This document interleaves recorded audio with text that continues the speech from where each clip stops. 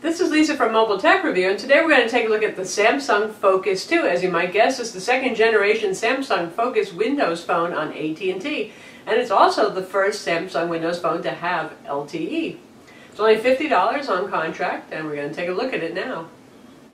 The Samsung Focus 2 will be available May 20th for $49.99 with contract, making it obviously very affordable. It has mid-range specs. You're not going to get top-of-the-line stuff for the price. It's got a 4-inch Super AMOLED display, not Super AMOLED Plus. Resolution, of course, is 800 by 480, because currently with Windows Phone 7.5 Mango, that's what you get for resolution. There are no options in that operating system for other resolutions. That will be coming, hopefully, in the future with Windows Phone. It has a 1.4 gigahertz Snapdragon S2 second generation CPU, and again, that's pretty standard across all phones that we've seen in the past 6 months on Windows Phone platform. Usual 3 capacitive buttons here. That's part of the Windows Phone style. You have a front video chat camera up here, light sensor, a proximity sensor, and obviously the phone is white, and it's also very shiny. Now, when you have a white phone, a gloss finish is good because it doesn't pick up and hold on to dirt. But still, you know Samsung, boy, do they love shiny plastics, and that's what you've got here about the most shiny and slippery phone you could hope for. We've got the metal trim that wraps around, kind of gives it a little bit of visual interest. Reminds me a little bit of the Samsung Blaze on T-Mobile. They like to put that wider metal strip up there. 5 megapixel camera with an LED flash, and that's where your speaker fires from down there. And on the side we have the dedicated camera button. Microsoft requires that for Windows phones. Always a handy thing to have. And here's your power button. By the way, if the phone is sleeping, you can press and hold this button to actually wake up the phone and launch the camera application. You don't have to separately wake up the phone, then wait, then hit this button right here. Kind of handy. Micro USB port here for syncing music to the phone and other stuff using your Zune desktop or your Windows Phone for Mac connector software. Yes, you can sync your iTunes playlist if you got a Mac to this guy here, as long as it's not iTunes DRM protected. Most things are not these days on iTunes for music. This side you have your volume rocker, and this little notch here is where you grab to pull off the back. Up top here we have the headphone jack and a microphone. If we yank off the back, you'll see the battery and the micro SIM card slot.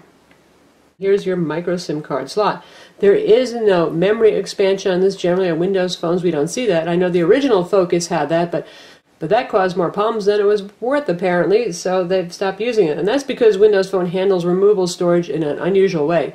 It formats both removable storage and internal storage as one continuous volume, so once you stick the card in there, you can't really take it out again unless you want to corrupt your phone. Therefore, no removable storage in this. The bad news is this only has 8 gigs of internal storage with 6 gigs free for your use, so you're not going to be carrying a whole lot of tunes and videos on this. Windows Phone is always snappy and responsive, and that 1.4 gigahertz CPU really is pretty much the top of the line these days for Windows Phone, so everything works quickly on this. Games run just fine. All applications are smooth. The web browser is good. You've got IE9 mobile on board here. You've also got MS Office Suite, courtesy of Microsoft themselves, and you have the usual very good Windows Phone keyboard, which makes little sounds as you type in, and it's quite accurate.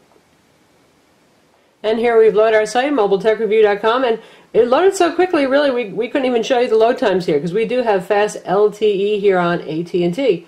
Speaking of that, with our download speed test, we were getting about 12 megabit per second down and about 4 up, which is pretty good. Not as fast as necessarily the Nokia Lumia 900, which was closer to 15 megabit per second down, but still, it's pretty good speed.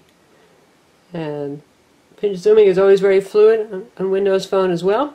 And the screen, the Super AMOLED screen, makes everything nice and colorful. You know how Samsung displays are. Really popping colors and very high contrast. Windows Phone does not support Adobe Flash Player. It does do HTML5 video, however, so we're not going to be doing any Adobe Flash tests here. The Samsung's biggest problem is this phone right here, the Nokia Lumia 900. This guy is only $99. You get a bigger 4.3-inch Super AMOLED with clear black display, and it really does do a good job of showing you rich, deep blacks with lots of natural gradients and all that kind of thing. It's a better camera.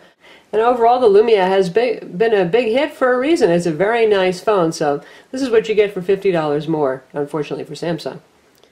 Were it not for the loom here, however, this would be a very nice follow-up to the original Samsung Focus, other than the fact that, again, it only has that 8 gigs of internal storage. We would really like to see 16 here, especially given the music-centric Zune software. You just want to load a lot of music on here. It's a real pleasure to use the music player. It has a great interface. It's the same as on all Windows phones, that said, but still, it's kind of a shame. In terms of call quality and reception, the phone has good call quality, and reception is average among AT&T LTE phones, and that's a good thing. On average, AT&T's phones have quite good reception on LTE.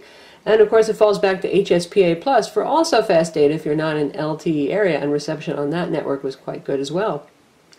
All the software is your standard Windows Phone software. It's like we've shown you on all the other Windows phones, so we're not going to do a deep dive on that because Microsoft pretty much sets the interface for most of this stuff in stone. You've got your live tiles here, including some that update and show you new stuff, like we've got our People Hub right here, which isn't just my address book, but it's also my social networking for Facebook and Twitter, as you can see right here. I've got stuff going on for my Twitter and Facebook accounts, and I can swipe sideways to get to my address book pretty easily. In terms of AT&T software, we've got the usual stuff here, and here's the neat thing about Windows Phone. Anything you don't want that's added by the carrier, you can remove. So if you don't want AT&T Square barcode scanner or family maps, you can get rid of it. AT&T Navigator is here. That's pretty handy for those of you who want turn-by-turn spoken directions. Uverse Mobile for those of you who like their Mobi TV streaming service. And not too much else from them except for the usual Yellow Pages Mobile at the bottom there. We've got Xbox Live on the phone, again standard for Windows Phone, and you can see, yes, indeed, we do have Angry Birds here available and a lot of other pretty good games. And then we're going to test out Splinter Cell Conviction.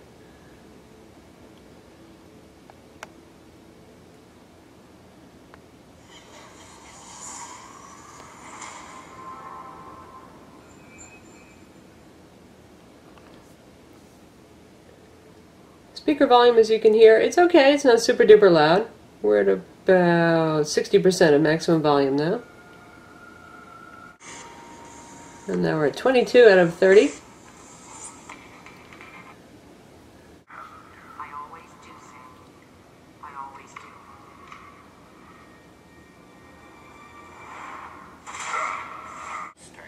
So there's our nice introductory cutscene, looks good. Skip to the end.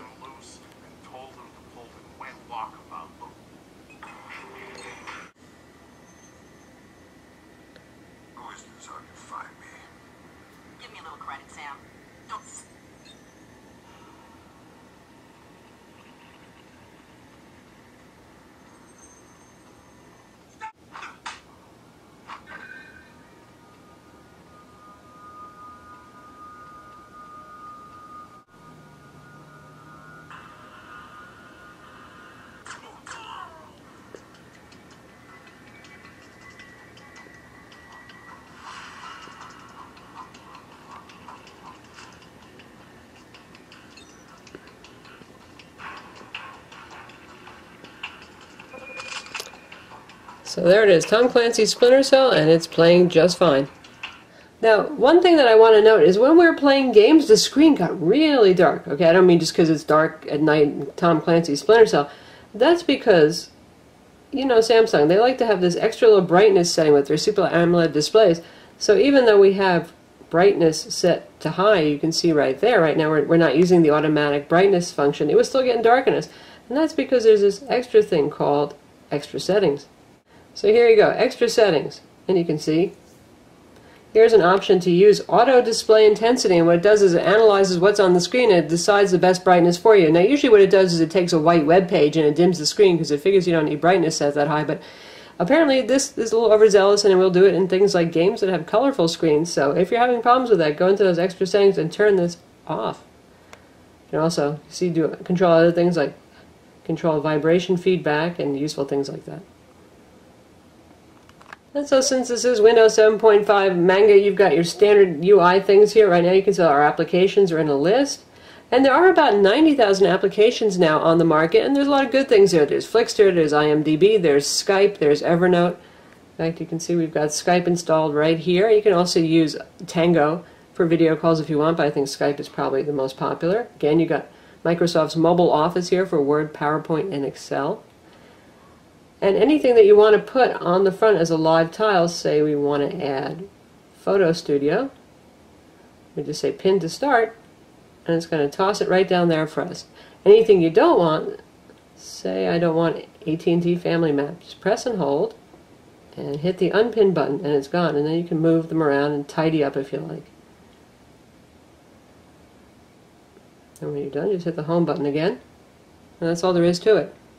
Other standard features of the operating system include voice command. You also get Bing Maps and their places of interest, which is actually pretty good. They've got low gas finder, and they can find restaurants near you and theaters and all that kind of thing. It works actually very well. The phone has Wi-Fi 802.11 single band 2.4 gigahertz, Bluetooth, and a GPS as well. That works with both Bing Maps and with AT&T Navigator. Battery life on the phone on LTE has so far been pretty good. We easily made it through the day. 1750 milliamps is plenty of battery capacity. Probably with light use you can make it 2 days with this. With heavy use you're going to have to charge by the end of the day. With moderate use you're probably going to get a day and a half, so not bad.